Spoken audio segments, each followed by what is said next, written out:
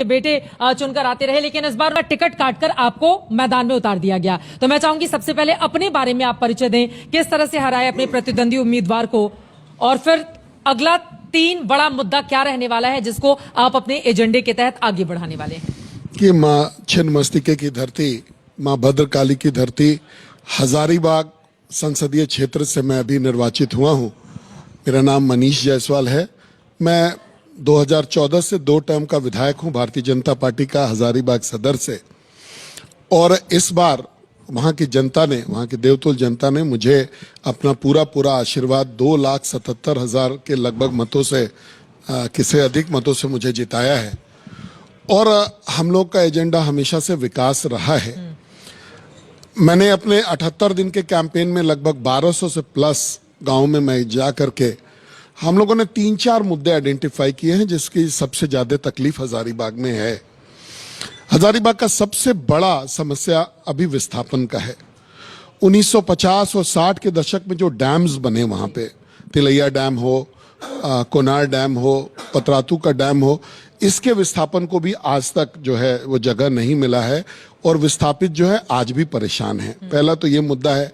दूसरा, सरकारों को ये समझने की जरूरत है कि विस्थापित होने का ये मतलब नहीं है कि आप पैसा दे दीजिए और जमीन ले लीजिए।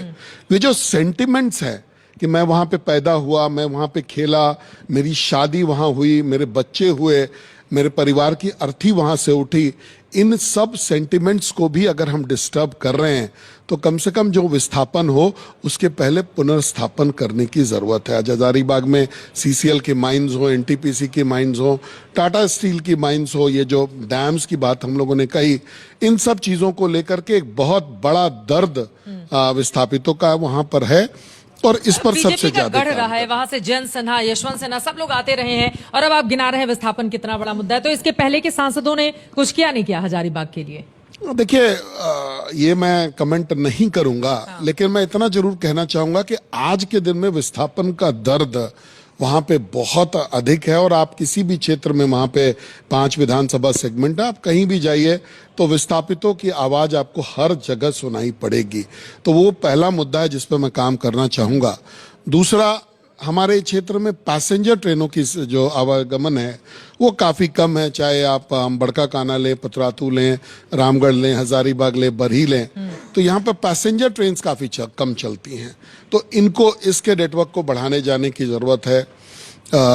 सड़क का नेटवर्क, स्पेशली अगर हम लोग प्रधानमंत्री ग्राम सड़क योजना को देखें और उसके द्वारा निर्मित जो सड़कें हैं उसकी स्थिति बहुत खराब है। उस पर एक बार जो है हम लोगों को काम करने की जरूरत है। और चौथा, सारे कामकाज आप गिना रहे हैं, इससे लग रहा है कि भैया पूर्ववर्ती सांसदों ने आपके किया क्या है फिर वहां पर। अब जरा जल्दी से ये बताइए, कौन सा जादू था आपके अंदर कि जयंत सिन्हा जैसे नेता को टिकट काटकर आपको पार्टी ने टिकट पकड़ा दिया? देखिए, वोट नहीं डालने को लेकर भी बड़े सारे सवाल आप लोगों की ओर से खड़े किए गए थे। देखिए, मैं समाज सेवा में रहा हूं और कोविड काल से लेकर के मैं 10 साल का विधायक हूं और समाज सेवा के लिए ही जाना जाता हूं। अपने क्षेत्र में सामाजिक गतिविधियों में बढ़ चढ़ करके हिस्सा लेता हूं। अपने जो हमारा विधानसभा क्षेत्र था, उस विधानसभा के तमाम बहनों को अपनी ओर से मैं लहंगा उपलब्ध कराता था उनकी शादियों में, ताकि उनका सम्मान रह सके। तो मैं समाज सेवा के लिए जाना जाता था और पार्टी ने मुझे, आप भारतीय जनता पार्टी के नेटवर्क को जानती हैं कि जो प्रत्याशी का जो चयन होता है तो उसमें जो पैरामीटर्स हैं वो बड़े स्ट्रिक्ट हैं, बड़े स्ट्रिंजेंट हैं। तो पार्टी ने मुझे लोकेट किया, मुझ पर आस्था जताई और हजारीबाग के देवतुल जनता ने मुझे जिताया।